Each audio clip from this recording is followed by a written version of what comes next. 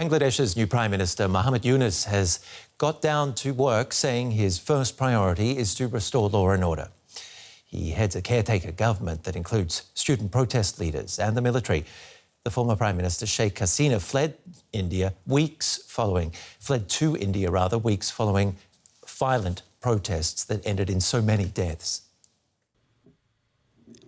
Another historic moment in a whirlwind week in Bangladesh politics.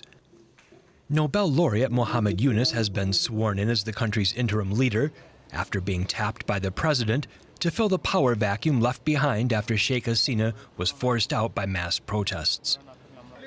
Yunus, a respected economist who pioneered microcredits which helped lift millions from poverty, had been in Paris when the request to serve his country came. Arriving home at Dhaka airport, he called for an end to the street violence. Our first order of business should be to restore law and order. Until this is done, we will not be able to make any headway with improving conditions. You've shown faith in me, and the students here have reassured me I'll be able to carry out this duty. Along with restoring stability, the interim government is also tasked with preparing fresh elections. Many Bangladeshis are hoping for greater freedoms and economic opportunities. Young people have set an example by giving this country a new beginning. We expect Yunus will be able to rebuild our country on this foundation. I seriously hope the new government will put a stop to the bad politics in this country so that the working class can live in peace. High unemployment in a country where the median age is just 28 was one of the grievances fueling the recent anti-government protests. With protest leaders' demands met for change at the top, many Bangladeshis will now be hoping for improvements in their day-to-day lives. I asked journalist David Bergmann how law and order is expected to be restored under the current system. Well, that is the biggest challenge, as Muhammed Yunus just stated, in Bangladesh right now for the new interim government. The problem is that the police, which is the entity responsible for law and order in Bangladesh, in any country really, they were responsible for significant killings just before, which led to, in fact, the fall of the former government. So many of those people are now in hiding and are scared to come out. And the police force is generally concerned about retribution. So they've basically been on strike for the last number of days since the fall of Sheikh Hasina. And they are, I believe, starting to come back. And it's going to be absolutely imperative for the new government to persuade the police that they can actually come out and start doing their duties. Now, clearly, many of them are loyalists to the Awami League. And that could well be a problem, but hopefully they will have to just understand there's a new dispensation and they're going to have to work properly in order to enforce law and order. But at the same time, some of them may have to face time. I mean, is there going to be justice for the families of the hundreds of victims of those protests? Accountability for what took place over the last 2 weeks is clearly central to the demands of students and many others. And as well as accountability for other human rights violations that took place that the Awami League is responsible for prior to that. That's going to be a tough challenge as well, because Bangladesh's criminal justice system is really not fit for purpose. It cannot be certain that individuals will be subject to proper and fair investigations and prosecutions and get a fair trial. So that is going to be a big challenge for the new government, and maybe they should think about a Truth and Reconciliation Commission or something like that. So different kinds of forms of accountability, not just ones relating to criminal justice, because otherwise it could be very overwhelming. What do you think about elections which are required in 3 months? Will we see those? Well, there are different groupings within Bangladesh right now who are calling for different lengths of time before the next election. The Bangladesh Nationalist Party, the major opposition party until now, they want elections as soon as possible. They're the major party, and clearly the sooner they have, if they have elections quicker, they are going to be the main beneficiary of the popular protest, because it's very likely that they would come to power without much challenge from anyone else. The students, however, my understanding is that there's likely to be an attempt to set up a new party. So they will want more time to be able to set up the new party so they can actually be a proper challenge to the Bangladesh Nationalist Party. So there's going to be a conflict between those two aspirations, and that's something the interim government is going to have to deal with. But I don't, it's very unlikely that elections will take place in 3 months. We're talking at least a year and maybe a bit longer. Okay, and all of the students I've spoken to have no trust in the military. But as I mentioned before, the military is involved in this new interim government. What are the risks of the military playing a long-term role in any government, like in Pakistan? Well, obviously, the army was involved in ensuring that Sheikh Hasina resigned and ousting the Awami League. They've actually played a relatively light hand in setting up the caretaker government. They've obviously been consulted and been involved in decisions, but compared to other times in Bangladesh history where the military has been involved, for example, most recently in 2007 to 2009, in this particular instance, they seem to be taking a light hand and allowing the civilian caretaker interim government to be very much in charge. Clearly, it's important that for that new interim government to have good relationships with the army. That's really important. But I think that I don't think the army has any particular relish to take charge, and certainly they would much rather, I think, the civilian government, the new interim government, does the job of governing the country. And I think, hopefully, unless something slightly unforeseeable takes place or there's real inadequacies in the way the interim government approaches its tasks, the army will remain in its barracks. Journalist David Bergmann in London, thank you very much. I'd like to welcome Mainul Islam Khan, a journalist joining us now from Dhaka. Welcome. So according to Bangladesh's constitution, elections must be held within 90 days of dissolution of parliament. All eyes now on whether Muhammed Yunus can actually see that over the line. How realistic do you think this time frame is? I think it is very difficult, very difficult for Muhammed Yunus would be to organize an election within 90 days of time frame, because there are plenty of challenges that this interim government will face from now onwards to restore the law and order situation, to bring the police back to their operation with confidence, and also organize the election commission, to reform the election commission. And you see there are variety of different kind of challenges that have been occurred, and the violences of the student protests, and you see because the election is very important for the Bangladeshi citizens, because they were denied to cast their votes for many years, but they also at the same time they want to see a proper reform of the election commission, and so that they can vote. So I am not sure that he will be able to do everything clear within this time frame. It might take some time. Now, another big question, of course, is what we might see from the military.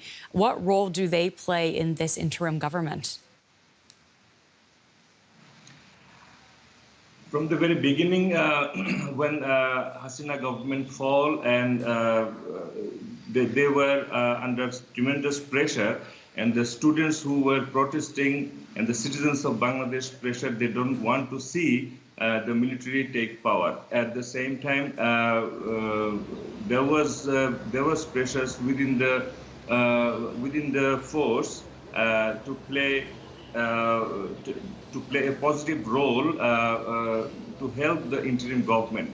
And this is what we have seen the forces chief have helped the interim government to swear in yesterday, and until now they have said, the chief said that they are extending all their support to the interim government to manage and control the country, and they will continue to do so.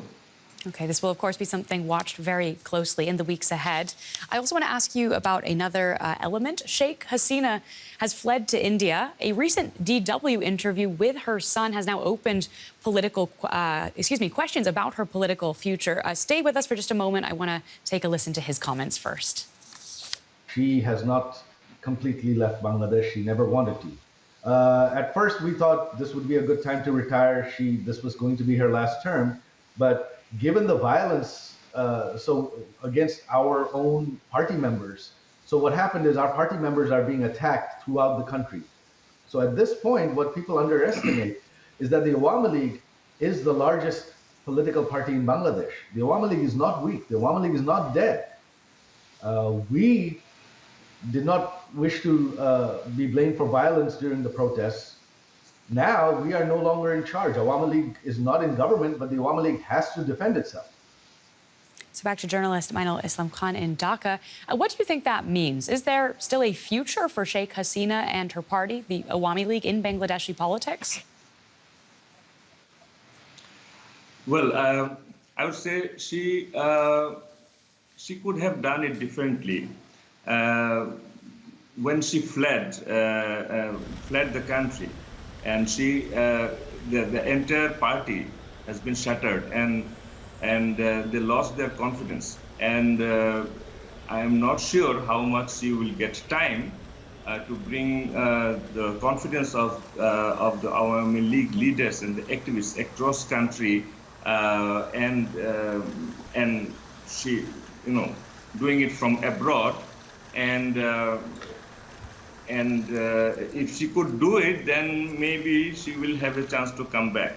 But it is very hard when people of her own political party and the activists did not take it easy that she left the country, leaving them alone and they are facing their fate. So at the same time, you know the violence, how much it was in the last few weeks. So all the responsibilities goes to her, and the people actually looking forward to see how the law actually act to hold her responsible for all these. All these Indeed. Deaths, I would say, the political unrest, and at the same time, the economy of the Bangladesh, which is currently in very bad shape. Also an important point there.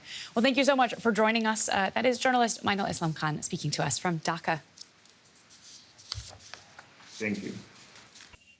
I'd like to bring in Tasneem Khalil, an exiled Bangladeshi journalist and editor-in-chief of Netra News, a public interest journalism platform focusing on Bangladesh. Welcome back to DW News. We've been speaking over the past few days, but I'd like to ask you at this point, one of the big questions, which is what comes next here.